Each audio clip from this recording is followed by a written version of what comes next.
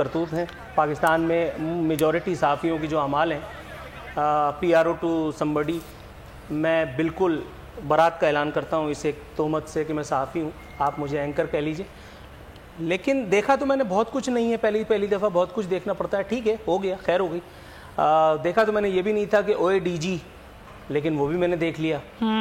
دیکھا تو میں نے یہ بھی نہیں تھا کہ ایک کپڑے کا وزیر اعظم جو ہے وہ شہباز شریف ٹائپ کا، اور وہ آتا ہے اور وہ کہتا ہے کہ ہم غداری کا مقدمہ چلائیں گے.